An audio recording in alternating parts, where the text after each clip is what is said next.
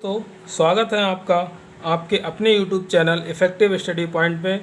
तो दोस्तों, हम आज सेट नंबर RRB NTPC में स्टेज फर्स्ट में पूछा गया 29 मार्च 2016 का सितंबर 2 का सेट करेंगे दोस्तों, जो कि 104 से स्टार्ट होगा। इससे पहले हम प्रीवियस कर चुके हैं दोस्तों। तो दोस्तों 104 नंबर क्वेश्चन है अपना। एक निश्चित साधारण ब्याज की दर पर एक राशि 8 वर्ष में स्वयं का 3 गुना हो जाती है, तो समान ब्याज दर पर इसी राशि का 5 गुना होने में कितना समय लगेगा। तो दोस्तों कभी भी साधारण ब्याज का क्वेश्चन अगर गुना वाला आता है तो दोस्तों आप हमेशा क्या करें, 1 रुपये माने। मूलधन मेरे पास 1 रुपये है, वो 3 गुना हो जाता है, मतलब 3 रुपये बन जाते हैं। तो मुझे ब्याज कितना मिला है दोस्तों, 2। तो 2 रुपये ब्याज मुझको मिला है 8 साल में, 8 वर्ष में। अब मुझे ब्याज चाहिए कितना दोस्तों, 1 रुपये मुझे 5 गुना बनाना है, मतलब ब्याज चाहिए दोस्तों मुझको 4।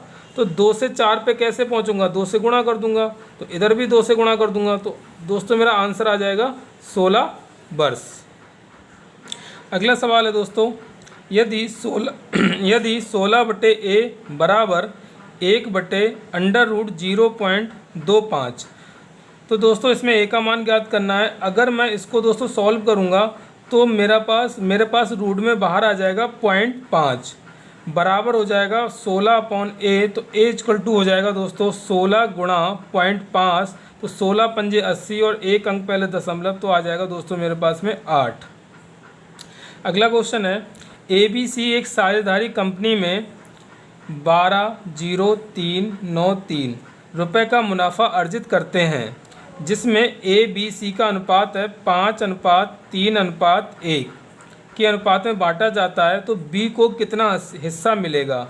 तो दोस्तों अगर टोटल अनुपात की बात करूं तो टोटल रुपए इनको मिल रहे हैं 5 और 3 8 1 9 यूनिट मिल रहा है। 9 यूनिट की वैल्यू है दोस्तों इतनी। मुझे निकालना है B को कितना मिलेगा, तो B को 3 यूनिट निकालना है। तो 3 की वैल्यू अगर मैं 3 से भाग कर दूंगा तो 3 यूनिट की इधर निकल के आ जाएगी। इधर भी 3 से अगर भाग करूंगा दोस्तों तो 3 चौक 12, 3 एकम 3, 401 से आंसर मेरा स्टार्ट होगा दोस्तों। 2 ऑप्शन है।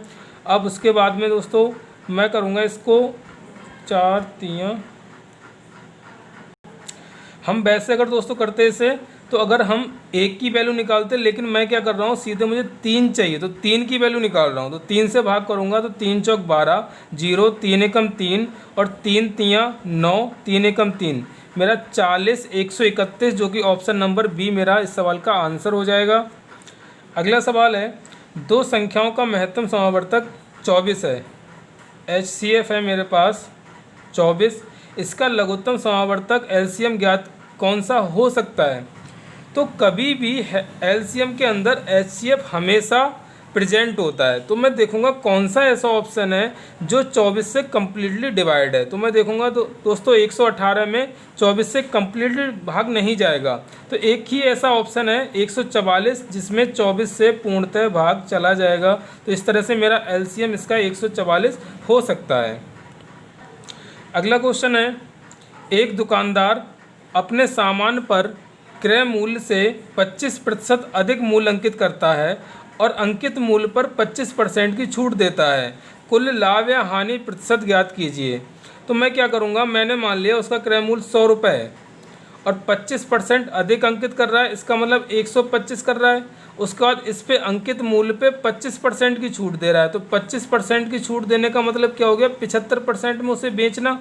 तो अगर मैं इसको सॉल्व करूंगा तो मेरे पास में आएगा 125 गुणा 75 करूंगा तो आ जाएगा मेरे पास 55 25 2 5 दूनी 10 2 12 1 5 एकम 5 6 7 पंजे 35 3 7 दूनी 14 और 3 17 7 एकम 7 और 1 8। तो ये आ जाएगा 5 7 6 7 13 9 93 75 और अपॉन 100, तो 2 अंक पहले दशमलव लग जाएगा। तो 100 से मेरी वस्तु बेची गई है वो 93.75 में। तो दोस्तों मुझे कितने % की हानि हो गई, तो 100 माइनस कर दूंगा, 100 माइनस 93.75, जो कि मेरा आंसर आ जाएगा 6.25% की हानि।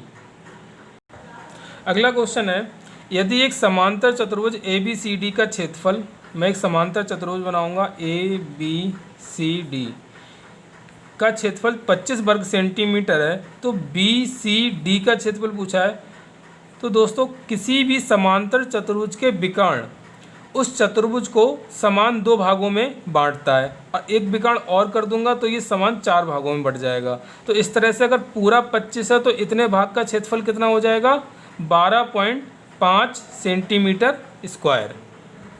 अगला क्वेश्चन है, एक 250 मीटर लंबी रेलगाड़ी एक विद्युतीय खंभे को 8 सेकंड में पार करती है। यदि वह एक प्लेटफॉर्म को पार करने में 20 सेकंड लेती है तो प्लेटफॉर्म की लंबाई ज्ञात कीजिए। तो दोस्तों ऐसे सवाल में आप क्या करेंगे, जब कोई रेलगाड़ी किसी खंभे को पार करती है तो अपनी ही लंबाई के बराबर दूरी तय करती है, लेकिन जब वही रेलगाड़ी एक प्लेटफॉर्म को पार करती है या किसी ऐसी चीज़ को पार करती है जिसकी कुछ ना कुछ लंबाई है, तो वो अपनी लंबाई प्लस जिस चीज़ को पार कर रही है उसकी लंबाई के योग के बराबर दूरी तय करती है। तो पहले हम क्या करेंगे, यहाँ पर दूरी तय करेगी पहली कंडीशन में, जब वो एक खंभे को पार करेगी 250 मीटर कितने सेकंड में, 8 सेकंड में, तो ये उस रेलगाड़ी की चाल आ जाएगी, स्पीड आ जाएगी दोस्तों। अब मैं क्या करूँगा, अब मुझे पार कराना है प्लेटफॉर्म, तो प्लेटफॉर्म की लंबाई मैं मान लूँगा 250 प्लस प्लेटफॉर्म की लंबाई मैंने मान ली x, तो दूरी बराबर क्या होता है, चाल गुणा समय। तो चाल 250/8 है। अब उससे समय लग रहा है मेरे पास 20 सेकंड, तो इसे सॉल्व करूँगा, 4 दूनी 8 और 4 पंजे 20, और इससे सॉल्व करूँगा 125, और 125 पंजे 625 आ जाएगा। तो x बराबर आ जाएगा मेरे पास 625 माइनस 250, जो कि आ जाएगा 5, और 12 में से 5 गए 3, तो ये 375 मेरे पास सवाल का आंसर आ जाएगा दोस्तों, प्लेटफॉर्म की लंबाई। अगला क्वेश्चन है, 4 की पावर 3 गुणा 5 की पावर 6 बराबर 10 की पावर m। तो दोस्तों अगर मुझे घात की कंपेयर करना है, तो जैसे अगर मैंने लिखा a की power m is equal to a की पावर n, तो अगर मेरा बेस समान है तो m इजकल टू मेरे पास हो जाएगा n। तो इसी तरह से यहाँ पर मैं बेस समान करूँगा, यहाँ 10 है तो इस बेस को मैं 10 बनाने की कोशिश करूँगा, तो 4 को मैं 2 की पावर 2 लिख सकता हूँ, की पावर 3 गुणा 5 की पावर 6, तो ये आ जाएगा 2 की पावर 6 गुणा 5 की पावर 6, जो कि बन जाएगा बेस मेरा जब घात समान है, यदि a की पावर m गुणा b की पावर m है तो इसको मैं a इंटू बी की पावर m भी लिख सकता हूँ दोस्तों। तो इसी तरह से ये हो जाएगा 10 की पावर 6 और इधर है 10 की पावर m, तो इस तरह से मेरा आंसर आ जाएगा m इजकल टू 6। अगला क्वेश्चन है, यदि निम्नलिखित आंकड़ों का बहुलक 52 है तो x का मान ज्ञात कीजिए। तो यहाँ पर पहले हम बहुलक जान लेते हैं। बहुलक वह संख्या होती है जिसकी बारंबारता सबसे ज़्यादा होती है, मतलब सबसे ज़्यादा बार वो उसमें आया होता है। तो यहाँ पर अगर मैं बात करता हूँ, अगर बहुलक 52 दिया है तो 52 का रिपीटेशन सबसे ज़्यादा होना चाहिए। तो यहाँ देखूँगा 52 एक बार आया है, 52 एक बार आया है। दूसरा मेरे पास 56 देखूँगा, 56 एक बार, 56 दो बार। तो 52 और 56 की अभी तक कंटिन्यूटी बराबर है। अब मुझे अगर 52 बहुलक लेना है तो क्या मुझे 52 की जो रिपीटेशन है वो ज़्यादा बार लेना पड़ेगा, तो क्या यहाँ पर भी मुझे 52 लेना पड़ेगा। तो जो x माइनस 3 है इसको भी अगर मैं 52 ले लेता हूँ तो मेरा बहुलक इसका 52 बन जाएगा। तो इस तरह से मेरा x बराबर आ जाएगा दोस्तों 55।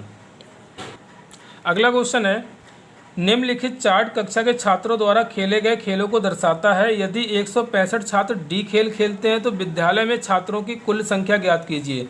तो मैं डी खेल मेरे पास है ये, और इसका अगर मैं ग्राफ देखूंगा दोस्तों तो ये आएगा 15%। तो इसका मतलब 15% की वैल्यू मुझको दे रखी है 165। मुझे निकालना है 100% की वैल्यू। तो 100% की वैल्यू हो जाएगी 165/15 गुणा 100। तो 15 एकम 15, 15 एकम 15, 1100 छात्र मेरे पास आ जाएंगे गेम डी वाले। टोटल छात्र आ जाएंगे दोस्तों 1100। आंसर नंबर मेरा ए ठीक हो जाएगा। अगला क्वेश्चन है, यहाँ पर चावल के 3 ढेर हैं जिनका वजन 120, 144 और 204 है, 204 किलो है। एक बैग की अधिकतम क्षमता ज्ञात कीजिए ताकि प्रत्येक ढेर के चावल को बैग में सटीक संख्या में पैक किया जा सके। तो कभी भी दोस्तों अगर ऐसा सवाल आता है कि अधिकतम क्षमता या अधिकतम मतलब कोई भी चीज़ आती है तो वहाँ पर हमें HCF निकालना होता है। तो मुझे इन तीनों का एचसीएफ निकालना है। तो एचसीएफ का सबसे बढ़िया तरीका है, आप ऑप्शन से जाइए, वह बड़ी से बड़ी संख्या जिससे इन तीनों में कंप्लीटली भाग चला जाए। तो मैं चेक करूंगा 12 से 120 में जा रहा है, 144 में भी जा रहा है, और 12 से इसमें देखूंगा तो 12 एकम 12, 12 सत्ते 24, इसमें भी कंप्लीट भाग जा रहा है। उससे बड़े अगर 18 देखूंगा तो इसमें भाग नहीं जा पाएगा दोस्तों। तो इस तरह से 12 ही मेरा क्या हो जाएगा, आंसर हो जाएगा। अगला क्वेश्चन है a प्लस बी का whole square is equal to 100, और दिया मुझे a अनुपात b बराबर दिया 1:3। तो अगर मैं यहाँ पर a और b की वैल्यू रखूँगा तो इसका a की वैल्यू आ जाएगी मेरे पास में 1x और b की वैल्यू आ जाएगी 3x। तो यहाँ रखूँगा तो 3 और 1 4x का होल स्क्वायर इक्वल टू 10 का स्क्वायर लिख लूँ इसको मैं। तो यहाँ से 4x बराबर आ जाएगा मेरे पास 10, तो x बराबर आ जाएगा 10/4। मुझसे पूछा a b क्या होगा, तो a b की वैल्यू हो जाएगी दोस्तों 1x इंटू 3x, मतलब 3x स्क्वायर। तो ये आ जाएगा 3 इंटू 100/16, जिसको मैं सॉल्व करूँगा 300/16, 16 से भाग दूंगा, 16 एकम 16, जो कि मेरे पास आंसर आ जाएगा, एक पॉइंट करके ही जाएगा। उसके बाद कितने बच जाएंगे दोस्तों, मेरे पास 14 बच जाएंगे, 140 हो जाएगा, 140 और 16 अट्ठे 128, लगभग 8 बार 8.18.75। तो मेरे पास ऑप्शन नंबर सी हो जाएगा दोस्तों। अगला क्वेश्चन है, एक परीक्षा में 40 छात्रों द्वारा प्राप्त किए गए अंकों का माध्य मतलब औसत कितना है, 72.5। बाद में यह पता चला कि गलती से एक छात्र के 84 की जगह 48 लिख गए थे अंक, तो सही माध्य क्या होगा। उसके लिखने थे 84 लेकिन 48 लिख गए, तो कितने ज़्यादा कम लिखे। तो मैं चेक करूँगा तो 14 में से 8 गए 6 और 7 में से 4 गए 3, 36 अंक कम लिखे। अब अगर ये 36 अंक अगर मैं सही करूँगा माध्य को, तो 36 अंक ज़्यादा लिखे जाएंगे। तो 36 अंक 40 विद्यार्थियों पर कितना प्रभाव डालेंगे मैं ये देखूंगा। तो मैं देखूंगा 4 से डिवाइड करूंगा 10 और 4 से 9, तो 0.9 का इफेक्ट डालेंगे। तो क्या मेरा औसत जो है 0.9 बढ़ जाएगा। तो 0.9 अगर बढ़ाऊंगा तो यहाँ से आ जाएगा मेरा 73.4, मेरा आंसर आ जाएगा दोस्तों। अगला क्वेश्चन है 3 बटे, ये संयुक्त भिन्न है, इसको मैं साधारण भिन्न में चेंज कर लूँगा पहले। 7 तियाँ 21 और 1 22/3। इसी तरह इधर भी मैं चेंज कर लूँगा, 7 तियाँ 21 और 1 22/7। तो दोस्तों अगर a/b/c है तो ये c ऊपर पहुँच जाता है, ac/b आ जाता है। तो इस तरह से ये आ जाएगा 3 तियाँ 9/22 प्लस 7 तियाँ 21/22, तो ये हो जाएगा 30/22, जिसको सॉल्व करूँगा तो 15/11 आ जाएगा। अब इसको संयुक्त भिन्न में बदलूँगा तो 1 सही 4/11 मेरा आंसर आ जाएगा दोस्तों। अगला क्वेश्चन है 8 सही 1/3 गुणा 4 सही 1/5 भागित 5 सही 1/4। तो इसको मैं संयुक्त भिन्न को साधारण भिन्न में बदलूँगा तो 8 तियाँ 24 1 25/3 गुणा 4 5 चौक 20 और 21/5 भागित 5 चौक 20 और 21/4। अब दोस्तों मैं क्या करूँगा 25/3 गुणा 21/5, ये भाग है, इसको गुणा में चेंज कर लूँगा तो मेरा अंश, जो अंश है वो हर बन जाएगा और जो हर है वो अंश बन जाएगा। तो 4/21, 21 से 21 कैंसिल आउट हो जाएगा, 5 चौक 20, तो ये आ जाएगा 16/3, जो कि मेरे पास आ जाएगा अगर 3 पंजे 15, 5 सही तो 3 पंजे 15 और 1 सही। तो दोस्तों अगर मैं इसे सॉल्व कर रहा हूँ तो मेरे पास ऑप्शन नहीं दिख रहा है, कहीं थोड़ा सा मिस्टेक हुआ है, जरा एक बार चेक करेंगे। 21 से 21 गया, 5 पचम 25 आएगा दोस्तों यहाँ पर, तो 5 चौक 20/3 आएगा दोस्तों। तो 20/3 को सॉल्व करूँगा तो 3 छक 18 और 2 सही 2/3, 6 सही 2/3 मेरा दोस्तों क्या आ जाएगा, आंसर आ जाएगा। अगला सवाल है 2 वर्ष में एक मूलधन 5% वार्षिक दर से चक्रवृद्धि ब्याज और समान समय में उसी मूलधन पर साधारण ब्याज में 10 रुपये ज़्यादा है, तो मूलधन ज्ञात करें। मुझे दिया है इसमें कि अगर मैं 5% वार्षिक दर से 2 वर्ष का चक्रवृद्धि ब्याज निकालता हूँ और साधारण ब्याज निकालता हूँ तो उसका अंतर 10 रुपये आना चाहिए। तो मैं करूँगा, अगर मैं 2 वर्ष का साधारण ब्याज निकालूंगा, 2 वर्ष का SI निकालूंगा, तो दोस्तों SI होता है R × T%। तो R है मेरे पास 5 और समय है 2, तो मेरे पास 10% SI आएगा। अब अगर 2 वर्ष का मैं CI निकालूंगा इफेक्टिव परसेंटेज तो आएगा ये 10 + 10 + 10 × 10/100 जो कि आ जाएगा मेरे पास 5 है दोस्तों। तो 5 + 5 + 5 × 5/100 तो ये आ जाएगा मेरे पास 10.25 मेरी इफेक्टिव परसेंटेज आ जाएगी दोस्तों। तो इस तरह से अगर मैं देखूंगा 2 वर्ष का SI देखूंगा तो आएगा 10%, 2 वर्ष का CI आएगा 10.25%। तो यहाँ पर डिफरेंस कितने का है?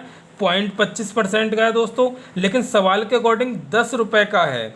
तो 0.25% की वैल्यू हो गई 10 रुपये। अगर मुझे मूलधन निकालना है तो मूलधन होता है 100%, तो 100% की वैल्यू हो जाएगी 10/0.25 × 100। तो पॉइंट हटाओगे, ऊपर 2 जीरो और बढ़ जाएंगे तो 25 चौका 100। इस तरह से मेरा आंसर आ जाएगा दोस्तों 4000 रुपये मेरा आ जाएगा मूलधन। अगला सवाल है A और B की आयु का अनुपात 1:2 है। 7 वर्ष बाद उनकी आयु का अनुपात 3:5 हो जाता है, तो उनकी वर्तमान आयु ज्ञात करें। तो इस सवाल को हम ऑप्शन से जा सकते हैं बहुत अच्छे तरीके से। अगर पहला ऑप्शन लेता हूं दोस्तों तो 14 और 28 है। तो अगर 7 वर्ष बाद कह रहा है, अगर मैं 14 और 28 ले रहा हूं तो 7 वर्ष बाद ये हो जाएगा 21 साल का और ये हो जाएगा 35 साल का।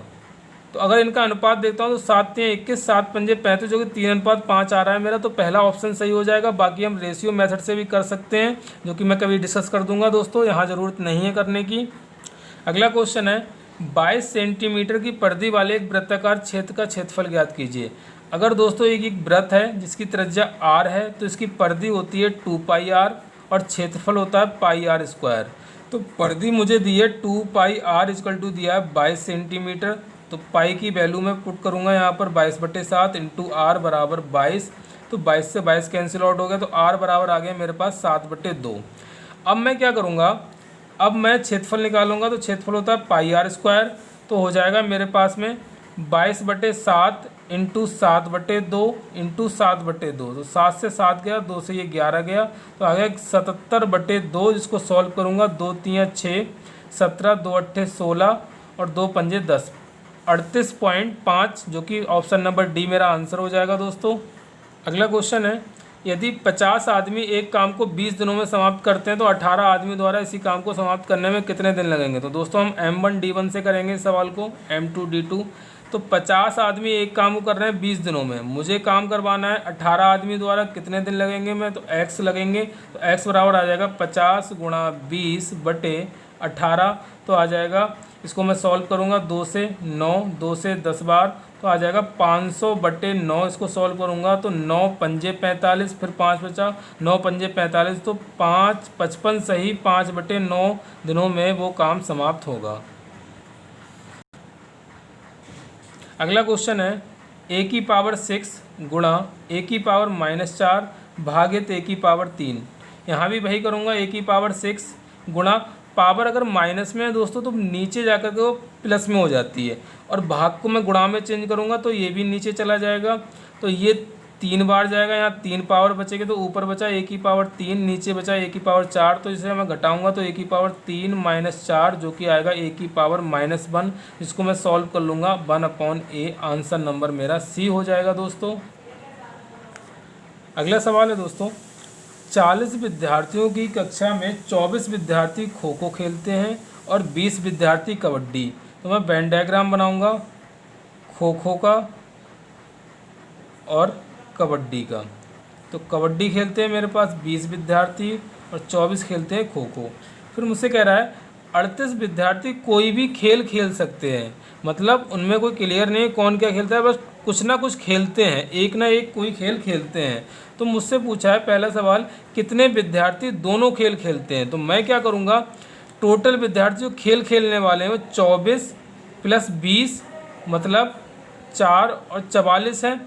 इसके बाद अब ऐसे विद्यार्थी मैं घटाऊंगा जो कोई एक खेल खेल सकते हैं, क्योंकि मुझसे पूछा है कि कितने विद्यार्थी दोनों खेल खेल सकते हैं। तो इसमें ये 44 हैं जो दोनों खेल खेल सकते हैं, जिसमें 24 कबड्डी वाले हैं और 24 खो खो वाले और 20 कबड्डी वाले। इसमें से मैं उन संख्याओं को घटा दूंगा जो केवल एक खेल खेलते हैं। 38 घटा दूंगा दोस्तों तो 6 मेरे पास आ जाएगा जो दोनों खेल खेलते हैं। अगर मैं इसका वेन डायग्राम में फिट करूंगा दोस्तों तो आ जाएगा 6 मेरी संख्या यहाँ आ जाएगी जो दोनों खेल खेलते हैं। अगर केवल खो खो खेलने वाले निकालूं तो 24 में से 6 घटाऊंगा तो 18 आएगा, और अगर केवल मैं कबड्डी खेलने वाले निकालूं तो दोस्तों मेरे पास आएगा 14। अगले सवाल में पूछ रहा है मुझसे कितने विद्यार्थी कबड्डी नहीं खेलते हैं। तो मैं देखूंगा कबड्डी खेलने वाले कितने विद्यार्थी हैं। तो कबड्डी खेलने वाले विद्यार्थी ये हैं 14 और 6 20 विद्यार्थी कबड्डी खेलने वाले हैं। तो कबड्डी ना खेलने वाले कितने हो जाएंगे, टोटल मेरे पास है 40, तो 40 माइनस 20 तो 20 विद्यार्थी हो जाएंगे जो कबड्डी नहीं खेलते हैं दोस्तों। अगला सवाल है 126 जो कह रहा है हमसे कितने विद्यार्थी कोई भी खेल नहीं खेलते हैं। तो कोई भी नहीं खेल खेलने वाले आ जाएंगे हमारे पास। जो 38 विद्यार्थी हैं वो कोई भी एक खेल खेलते हैं। हमसे पूछ रहा है कोई भी खेल नहीं खेलते हैं, तो टोटल है 40। इसमें से मैं कोई भी एक खेल खेलने वाले संख्या घटा दूंगा तो मेरे पास 2 जो संख्या आएगी वो आ जाएगी जो कोई भी खेल नहीं खेलते हैं। अगला क्वेश्चन है एक मीनार के आधार से 20 मीटर दूरी पर स्थित बिंदु से मीनार की चोटी का उन्नयन कोण 60 डिग्री है, तो मीनार की ऊंचाई का पता लगाएं।